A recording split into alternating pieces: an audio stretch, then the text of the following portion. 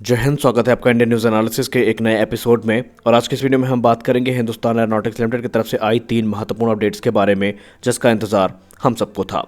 दोस्तों, Hindustan aeronautics limited जो कि भारतीय वायुसेना के लिए बहुत सारे प्रोजेक्ट्स पर काम कर रही है और एचएएल ने पहले इस चीज़ का आश्वासन दे दिया है कि जल्द से जल्द भारतीय वायुसेना में जो भी एयरक्राफ्ट की ज़रूरत है वो हिंदुस्तान एरोनॉटिक्स लिमिटेड पूरी करेगा। लेकिन इसी के साथ हिंदुस्तान एरोनॉटिक्स लिमिटेड अपने एक एम्बिशियस प्रोजेक्ट पे भी काम कर रही है जिसको हम कैट्स प्रोग्राम के नाम से जानते हैं। कैट्स का मतलब कॉम्बैट एयर टीमिंग सिस्टम। इसके अंतर्गत कुछ महत्वपूर्ण हथियार हैं जो बनाए जा रहे हैं, जैसा कि cats Hunter, cats warrior, cats infinity और भी कई उपकरण हैं। तो इसी दौरान हिंदुस्तान एरोनॉटिक्स लिमिटेड के कुछ आला अधिकारियों ने जेन्स के साथ अपना एक वार्तालाप किया है और उसी दौरान उन्होंने एक टाइमलाइन बताई है जो कि कैट्स वॉरियर की है। कैट्स वॉरियर को लेकर के हिंदुस्तान एरोनॉटिक्स लिमिटेड ने जेन्स को ये बताया है कि विंड टनल टेस्टिंग लगभग इनकी पूरी हो चुकी है और अब इनका जो फैब्रिकेशन प्रोसेस है वो शुरू हो जाएगा। फैब्रिकेशन प्रोसेस शुरू होने का सीधा मतलब ये है कि 1 से 1.5 साल में ये जो पूरा का पूरा सिस्टम है ये बन के तैयार हो जाएगा। और हिंदुस्तान एरोनॉटिक्स लिमिटेड ने कहा है कि कुछ भी हो जाए 2023 के अंत तक नहीं तो 2024 की शुरुआत में जो कैट्स वॉरियर है ये टेस्टिंग के लिए तैयार होगा। कैट्स वॉरियर एक विंगमैन ड्रोन होगा जो कि तेजस मैक्स नाम से अपने जो एक मदरशिप है उससे कनेक्टेड रहेगा। इसके आने का फ़ायदा ये है कि मान लीजिए कोई युद्ध की स्थिति बनती है और एनिमी का जो क्षेत्र है उसमें जो एयर डिफेंस नेटवर्क है उनके वो काफ़ी कह सकते हैं ताकतवर हैं, काफ़ी फैले हुए हैं। तो ऐसे में अगर हम अपने पायलट को भेजेंगे वहाँ पर तो उनके शहीद होने की संभावना और हमारे एयरक्राफ्ट के तबाह होने की संभावना बहुत ज़्यादा होती है, क्योंकि जो एनिमी का एयर डिफेंस नेटवर्क होता है वो बहुत ज़्यादा ताकतवर होता है। तो उसी को न्यूट्रलाइज करने के लिए हमारे जो विंगमैन ड्रोन्स हैं ये पहले जाएंगे, एनिमी के एयर डिफेंस को न्यूट्रलाइज करेंगे और हमारे फाइटर एयरक्राफ्ट्स के लिए एक रास्ता बनाएंगे। तो इसी के तहत कैट्स वॉरियर का निर्माण किया जा रहा है और 2024 से इसकी टेस्टिंग शुरू कर दी जाएगी। इसके अलावा कैट्स इन्फिनिटी पर भी काम शुरू है। कैट्स इन्फिनिटी एक हाई एल्टीट्यूड सूडो सैटेलाइट है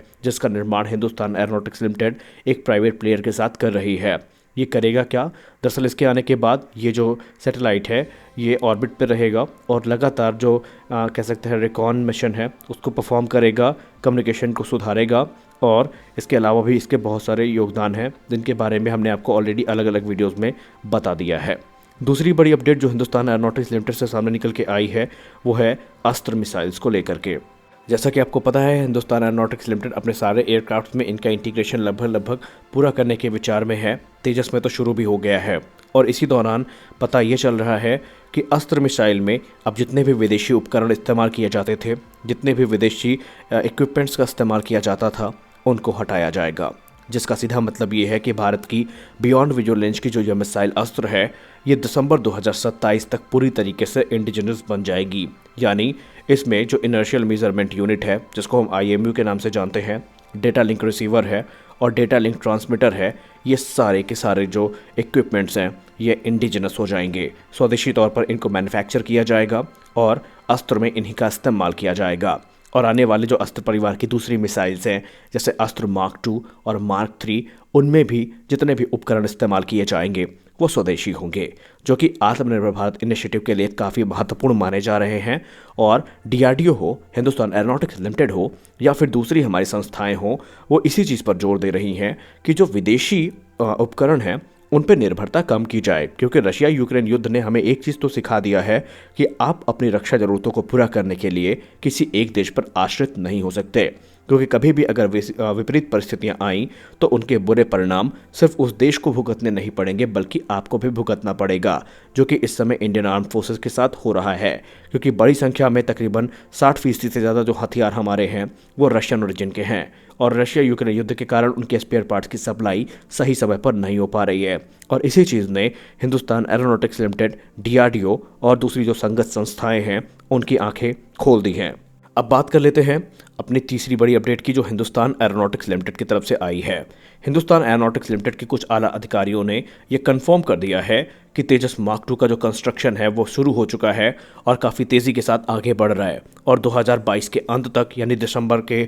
सेकेंड वीक तक ऐसा माना जा रहा है, एक अनुमान है। हालांकि अनुमानों पर भरोसा नहीं किया जा सकता, लेकिन एक अनुमान ये है कि दिसंबर के सेकेंड वीक तक तेजस मार्क 2 को रोल आउट कर दिया जाएगा और इसके बाद आपको एरो इंडिया 2023 में ये एयरक्राफ्ट स्टैटिक डिस्प्ले में देखने को मिलेगा और जून से इसके लो स्पीड और हाई स्पीड टैक्सी ट्रायल्स को शुरू किया जाएगा और अगले वर्ष दिसंबर या सितंबर तक इसके जो फर्स्ट फ्लाइट है उसको आयोजित कर लिया जाएगा। उसके बाद लगातार ये जो एयरक्राफ्ट है 2 सालों तक 3 सालों तक इसकी टेस्टिंग की जाएगी और जब सारी टेस्टिंग वैलिडेट हो जाएंगी, सारे जो रिजल्ट हैं उनसे Hindustan aeronautics limited, Indian air force संतुष्ट हो जाएंगे तो 2026 से ये एयरक्राफ्ट मास प्रोडक्शन में आएगा और ऐसा माना जा रहा है कि इंडियन एयरफोर्स 120 की संख्या में इन एयरक्राफ्ट्स को खरीदेगी। इसके अलावा हिंदुस्तान एरोनॉटिक्स लिमिटेड ने यह भी कहा है कि बहुत जल्द आपको तेजस मार्क 1A की जो पहली उड़ान है वो देखने को मिलेगी। तेजस मार्क 1A को लेकर के आपको तो पता ही है कि भारतीय वायुसेना ने 73 तेजस मार्क 1A और 10 ट्रेनर वेरिएंट्स का ऑर्डर प्लेस किया है, यानी टोटल तकरीबन 83 एयरक्राफ्ट का ऑर्डर प्लेस किया गया है। इसके पहले भी भारतीय वायुसेना ने एक बड़ा ऑर्डर प्लेस किया था। अगर हम एक सारांश बात करें इसकी पूरी, तो तकरीबन 123 के एयर संख्या में ये जो एयरक्राफ्ट है ये भारतीय वायुसेना के द्वारा ऑर्डर किए गए हैं। वही माना यह भी जा रहा है कि बहुत जल्द भारतीय वायुसेना एडवांस ट्रेनर जो एयरक्राफ्ट हैं जो कि STT-40 है उनको 70 की संख्या में प्राप्त करेगी। यानी डिफेंस एक्विजिशन काउंसिल की अभी जो एक हालिया मीटिंग हुई थी जहां पर 14 रक्षा उपकरणों की खरीद को मंजूरी मिली थी, उसी दौरान यह माना जा रहा था कि डिफेंस एक्विजिशन काउंसिल बहुत जल्द 70 की संख्या में जो बेसिक ट्रेनर एयरक्राफ्ट हैं जिनकी ज़रूरत भारतीय वायुसेना को बहुत ज़्यादा है उनके अप्रूवल के बारे में विचार कर रही हैं और 70 की संख्या में ये खरीदे जाएंगे। और रही बात तेजस मार्क 2 प्रोग्राम की, तो इसके लिए जो इंजन है वो ऑलरेडी भारत में आ चुके हैं क्योंकि हिंदुस्तान एरोनॉटिक्स लिमिटेड ने 2021 में तकरीबन अप्रैल के दौरान ये बताया था कि 99 इंजन की जो खरीद है वो ऑलरेडी पूरी हो चुकी है और इनमें से अधिकतर जो इंजन हैं वो भारत पहुंच भी चुके हैं। यानी अब आपको टाइमलाइन में कोई डिले देखने को नहीं मिलेगी और इस समय सबसे ज़्यादा अच्छी बात तो यही है कि डिले ना हो, क्योंकि भारतीय वायुसेना के बारे में हमने आपको लास्ट की 3 वीडियोज़ में बताया है कि कैसे स्ट्रेंथ घट रही है और कैसे उन स्ट्रेंथ को पूरा किया जा सकता है। उनमें स्वदेशी फाइटर एयरक्राफ्ट का क्या योगदान है ये अब आप अच्छे से समझ चुके हैं, शायद ही आपको इसके बारे में बताने की ज़रूरत पड़े। वही भविष्य की कुछ डील्स की बात कर ली जाए तो बहुत जल्द आपको लाइट कॉम्बैट हेलीकॉप्टर और एडवांस लाइट हेलीकॉप्टर्स की डील देखने को मिलेगी, क्योंकि ऐसे संकेत मिल रहे हैं कि तकरीबन 1-2 नहीं बल्कि 200 के आसपास संख्या में तीनों जो सेनाएं हैं हमारी वो इन हेलीकॉप्टर्स को ऑर्डर करेंगी, इनका ऑर्डर प्लेस करेंगी। उसका मकसद साफ है कि जो चीता और चेतक जैसे हेलीकॉप्टर्स हैं इनको भारतीय थल सेना से हटाना, क्योंकि इनके अभी हाल ही के दिनों में दुर्घटना का जो ग्राफ है वो लगातार बढ़ रहा है और इनके दुर्घटना होने से सबसे ख़राब चीज़ जो हो रही है वो ये है कि हमारी सेना का जो एक छवि है वो धूमिल हो रही है। तो उसी चीज़ को सुधारने के लिए जो हमारे एडवांस लाइट हेलीकॉप्टर्स हैं इनकी डील बहुत जल्द फाइनलाइज करी जाएगी। तो ये कुछ बड़ी अपडेट थी जो हिंदुस्तान एरोनॉटिक्स लिमिटेड की तरफ से आई हैं और आप चैनल को सब्सक्राइब जरूर करिए क्योंकि जैसे ही कोई एडिशनल अपडेट आएगी हम आप तक ज़रूर पहुँचाएंगे। फिलहाल के वीडियो में बस इतना ही, मिलते हैं अपने अगले वीडियो में, तब तक के लिए जय हिंद।